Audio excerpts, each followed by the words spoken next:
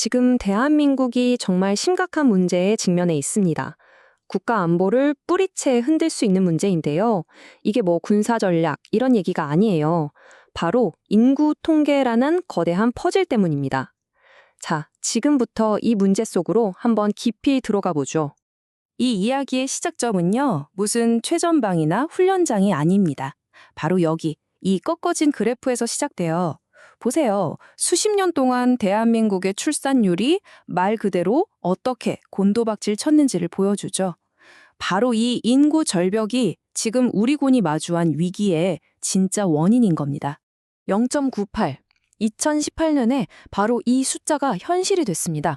합계 출산율 0.98명. 이게 뭘 의미하냐면요. 현재 인구를 유지하는 데 필요한 수준에 정말 한참 모자란다는 뜻이에요. 그리고 이건 곧바로 군대를 채울 젊은이들이 사라지고 있다는 아주 직접적인 신호이기도 하죠. 이게 뭐 나중에 닥칠 미래의 위기 이런 게 전혀 아닙니다. 바로 작년 2023년이었어요. 군대에 갈 수 있는 청년 수가 실제로 필요한 군인 수보다 적어지는 바로 그 티핑 포인트를 우리가 넘어버린 겁니다. 위기는 이미 시작된 거죠. 그래서 지금 대체 누가 총을 들어야 하는가라는 아주 근본적인 질문을 우리 사회가 던지기 시작한 겁니다. 자, 그럼 이 병력 부족 문제를 어떻게 해결할 수 있을까요? 오늘 이 시간에는요, 먼저 얼마나 심각한지부터 짚어보고 귀화자 문제, 또 여성 병역 문제, 그리고 아예 군 시스템 전체를 바꾸는 얘기까지 지금 거론되는 여러 복잡한 해법들을 하나씩 차근차근 들여다보겠습니다. 네, 첫 번째 파트입니다. 임박한 병력 부족, 이 위기 뒤에 어떤 숫자들이 숨어 있는지 한번 살펴보겠습니다.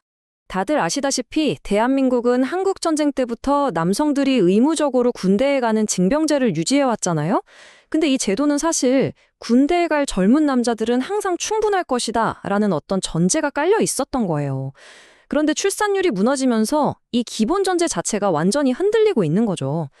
예측을 보면요, 2039년이 되면 부족한 병력이 무려 8만 명을 넘어설 수도 있다고 합니다. 이건 뭐 시스템 붕괴와 코앞에 닥쳤단 얘기죠. 그럼 두 번째 주제로 넘어가 보죠. 귀화자 공정성 논쟁입니다. 병력 부족을 해결하기 위한 아이디어 중 하나로 병역 의무의 범위를 좀 넓혀보자는 목소리가 나오고 있습니다. 더불어민주당 김병구 의원의 말을 한번 들어볼까요? 이건 차별 아닌가요? 대한민국 국민이라면 누구나 병역의 의무를 집니다. 딱 잘라 말하죠. 결국 대한민국 국민이라면 똑같은 의무를 져야 한다는 바로 그 공정성의 원칙을 내세우는 겁니다. 근데 이게 되게 흥미로운 지점인데요. 이 문제에 있어서는 여야가 거의 한 목소리를 내고 있어요. 국민의힘 한기호 의원도 이렇게 말합니다. 병역 의무를 면제하는 것은 말이 안 됩니다. 그런 고리타분한 논리로는 병역난을 해결할 수 없습니다. 그러니까 귀화자에게 병역을 면제해 주는 건 낡은 생각이고 지금의 위기를 해결하는 데 전혀 도움이 안 된다고 아주 강하게 얘기하고 있죠. 그러니까 이 논쟁은 단순히 누굴 더 군대에 보내서 머릿수를 채울까 하는 차원의 문제가 아닌 거예요. 지금 같은 국가적인 위기 상황에서 과연 대한민국 국민이 된다는 건 어떤 의미인지, 또 모두에게 공정한 의무란 무엇인지 이런 아주 근본적인 질문을 우리에게 던지고 있는 겁니다. 자, 이제 훨씬 더 복잡하고 뜨거운 주제로 넘어가 보겠습니다. 바로 여성의 병역 의무 문제입니다. 부족한 병력을 채우기 위해서 여성의 역할을 어떻게 봐야 할 것인가에 대한 논쟁이죠. 여기에는 크게 두 가지 방향이 제시되고 있습니다. 첫 번째는 모든 여성에게 병역 의무를 부과하는 여성 징병제, 그리고 다른 하나는 원하는 여성만 지원해서 군인이 되는 여성 모병제입니다.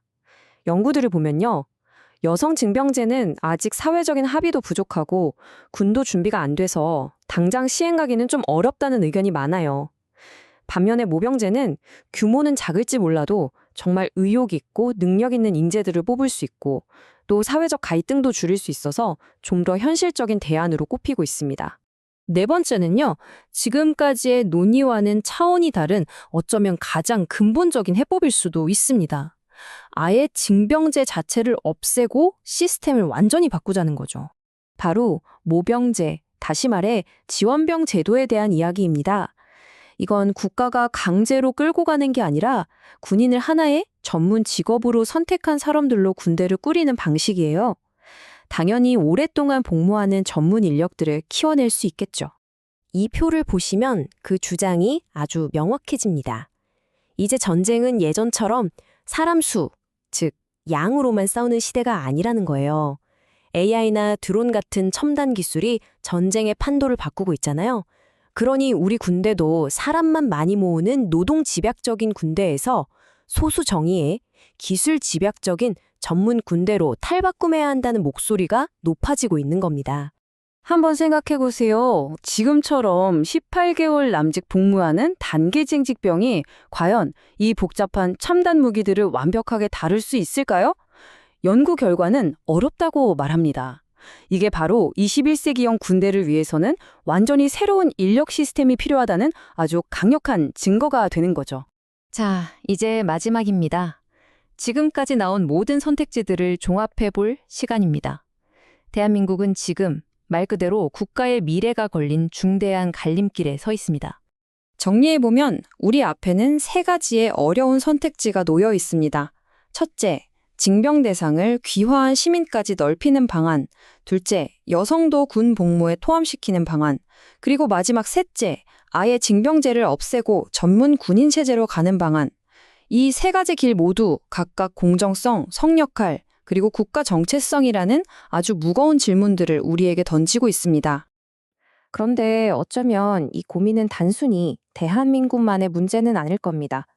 전 세계적으로 인구 구조가 급격하게 변하고 있는 지금 우리 모두가 한 번쯤 생각해 봐야 할 질문이 아닐까요? 국가를 위한 복무란 과연 무엇인지, 그리고 그 의미는 다가올 미래를 위해 어떻게 변해가야 하는지 말입니다.